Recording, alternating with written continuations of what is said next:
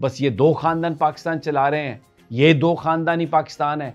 बाकी जो पाकिस्तान है, बाकी जो लोग हैं वे बड़ा भाई छोटे भाई की चुम्मियाँ ले रहा है, फिर वो बड़ा भाई जो है वो अपने भतीजे को चूम रहा है, फिर वो भतीजी को गले लगा रहे हैं। और 3 दफ़ा का वज़ीर-ए-आज़म इस किस्म की गुफ्तगू, अल्लाह ताला हम पे रहम करे, इस कौम पे रहम करे। बिस्मिल्लाहिर्रहमानिर्रहीम, अस्सलाम वालेकुम। मैं समी इब्राहिम हूँ, आप हमारा यूट्यूब और फेसबुक चैनल देख रहे हैं। आज अपने इस वीलॉग में नवाज़ शरीफ साहब ने जो ख़िताब किया मैं उस पर बात करूँगा। कुछ नुकात उन्होंने बयान किए, उनकी हकीकत आपके सामने रखने की कोशिश करूँगा। और अगर मैं आगाज़ में ये ना कहूँ कि ये तकरीर मुनाफ़क़त, झूठ और इंतहाई घटियापन का मुज़ाहरा था, तो मेरा ख़्याल है कि बात आगे बनेगी नहीं, बात आगे चलेगी नहीं। 3 दफ़ा वज़ीर-ए-आज़म रहे नवाज़ शरीफ और सियासत में एस्टैब्लिशमेंट इन्हें लेके आई। जनरल जिलानी के ये वज़ीर ख़ज़ाना रहे 5 साल मार्शल की गोद में, जब पीपल्स पार्टी के लोगों को कोड़े मारे गए, जब पीपल्स पार्टी के लोगों को सज़ाए मौत दी गई। फिर उसके बाद ये 3 साल वज़ीर आला रहे मार्शल की छतरी के नीचे, ज़िया-उल हक़ साहब ने इन्हें बनाया। और फिर 88 से लेके 99 तक हर साल ये ज़िया-उल हक़ की कब्र पे जाते रहे, उसको शहीद करार देते रहे ताकि उसका वोट बैंक इस्तेमाल कर सके। वहाँ पर जाके ये ज़ुल्फ़िकार अली भुट्टो को गद्दार कहते थे, ज़ुल्फ़िकार अली भुट्टो को पाकिस्तान दुश्मन कहते थे और बेनज़ीर भुट्टो के बारे में जो बातें करते थे। और फिर वो ये कहते थे कि ये अंग्रेज़ों के कुत्ते नहलाने वाले, ये क्या बताएंगे। और यानी वो शख्स जिसकी पैदाइश ही सियासी मार्शल के बीच में हुई है, आज वो इमरान खान को ये ताने दे रहा था कि ये प्रो एस्टैब्लिशमेंट है। और आज उन्होंने कहानी बयान की कि जनरल ज़हीर-उल इस्लाम लंदन प्लान, और फिर उसमें जो गवाही डाली उन्होंने वो मुबश्शिर लुक़मान की डाली। हमारा दोस्त है मुबश्शिर लुक़मान, मैं इससे ज़्यादा उसके बारे में कुछ नहीं कहूँगा कि मुझे कुछ कहने की ज़रूरत नहीं है। अब मुबश्शिर लुक़मान की गवाही पर वो जनरल ज़हीर-उल इस्लाम की बातें कि जी इमरान खान को थर्ड फोर्स के तौर पर पेश किया गया और ये कहा जनरल ज़हीर ने कि जी जो बड़ी सियासी जमातें हैं वो तो नाकाम हो गई, अब तीसरी फोर्स चाहिए और उससे मुराद इमरान खान था। और अगर इमरान खान ये कह दे कि ये उसके मुतालिक नहीं था तो मैं सियासत छोड़ दूँगा। ये आज मियाँ नवाज़ शरीफ साहब अपनी तकरीर में कोई उन्होंने प्लान नहीं दिया, कोई मुस्तकबिल की बात नहीं की, सिर्फ इमरान खान बैशिंग। और उनका छोटा भाई जो है वो तो मुद्दई सुस्त और गवाह चुस्त। वो तो ये समझता है कि अगर वो इमरान खान को गाली देगा तो फिर इसका मतलब ये है कि उसको एस्टैब्लिशमेंट अपने कंधों पे उठा लेगी। मैं ज़्यादा इस पे बात नहीं करना चाहता, लेकिन जो गुफ्तगू उन्होंने की वो अपने बड़े भाई से भी कमतर दर्जे की गुफ्तगू थी और कोई उसमें सब्सटेंस नहीं था। एक और जो बात की जनाब मियाँ नवाज़ शरीफ ने साकिब निसार साबिक़ चीफ जस्टिस के बारे में, कि मुझे साकिब निसार ने नाअहल कर दिया सारी ज़िंदगी के लिए, और मैंने कोई साकिब निसार के बेटे से तो तनख्वाह नहीं ली थी, मैंने तो अपने बेटे से तनख्वाह ली थी, उसको क्या तकलीफ़ है। अब देखें फैक्ट्स को मियाँ नवाज़ शरीफ डिस्टॉर्ट कर रहे हैं।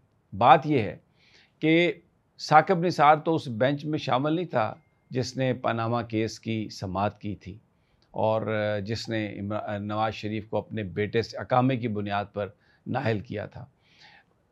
साकिब निसार ने उन जजेस को सपोर्ट किया था बीइंग चीफ जस्टिस और कहा था कि ये जजेस नहीं, ये हीरे हैं, और ये सही कहा था। पूरी कौम ने देखा वो जो अकामा था जिसको अब नवाज़ शरीफ साहब झूठ बोलते हैं, अवाम को गुमराह करने की कोशिश करते हैं ये कहकर कि जी ये तो अपने बेटे से तनख्वाह ना लेने के इल्ज़ाम में मुझे निकाला गया। ऐसा नहीं है।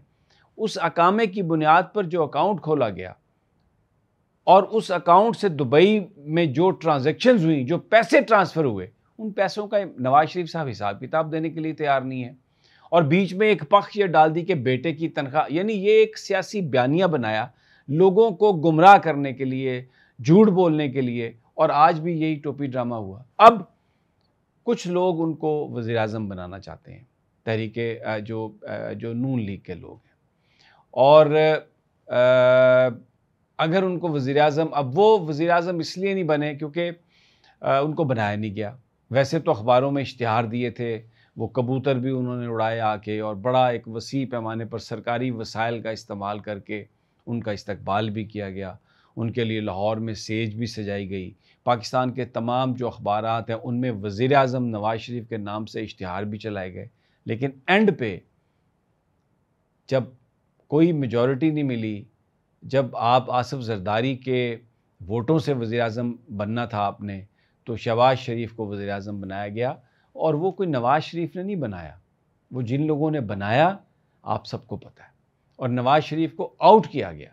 नवाज़ शरीफ अब अंदर आने की कोशिश कर रहे हैं, तो ये देखना ये है कि अब वो ताकतें कैसे रिएक्ट करती हैं। ये बड़ी एक संगीन बात है। अच्छा, अब सारी जो गुफ्तगू की उसका क्या मकसद था? उसमें वो ये साबित करना चाह रहे थे कि एस्टैब्लिशमेंट जो है वो उसने इमरान खान को बनाया था। और ये मैंने आपको तफसील बताई है, वो ख़ुद क्या है, किस तरह जनरल जिलानी के पास उनके अब्बा उनको लेके गए, किस तरह से वो बने, सियासत में आए, उसको वो भूल गए। इसमें काशिफ अब्बासी ने बड़ा अच्छा, बड़े ARY के मशहूर एंकर हैं, उन्होंने कहा कि तमाम वाक़यात का ज़िक्र किया नवाज़ शरीफ साहब ने जिनमें एस्टैब्लिशमेंट ने उनको इक़्तिदार से निकाला। लेकिन 2022 के बाद जो इमरान खान के साथ पिछले 2 साल से हो रहा है उसका उन्होंने कोई ज़िक्र ही नहीं किया। और एस्टैब्लिशमेंट ने नवाज़ शरीफ को जिस तरीके से बार बार इक़्तिदार में वो लाए, उनकी जमात को फेवर्स दी, उनको एग्रीमेंट करके बाहर निकाला और वो जलावतनी गुजारते रहे, केसेस उनके माफ़ होते रहे, उसका कोई ज़िक्र नहीं किया नवाज़ शरीफ ने।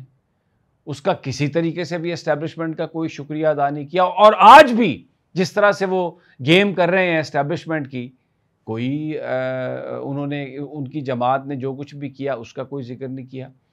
अच्छा होता अगर कोई फ्यूचर का प्लान देते, अच्छा होता अगर वो बताते कि इमरान खान की जो उसके साथ जो कुछ हो रहा है उसके बारे में वो क्या समझते हैं। अब वो एक अंजुमन सताइश बामी स्टेज पे बड़ा भाई छोटे भाई की चुम्मियाँ ले रहा है, फिर वो बड़ा भाई जो है वो अपने भतीजे को चूम रहा है, फिर वो भतीजी को गले लगा रहे हैं, और समधी साहब भी बिल्कुल लाड़े जैसा होते हैं, मुस्कुराते बैठ खड़े हैं। क्या है ये बस यही ख़ानदान है पॉलिटिक्स, और फिर दूसरा ख़ानदान ज़रदारी ख़ानदान है। बस ये 2 ख़ानदान पाकिस्तान चला रहे हैं, ये 2 ख़ानदान ही पाकिस्तान है। बाकी जो पाकिस्तान है, बाकी जो लोग हैं उनके हवाले से वो क्या है। यानी अगर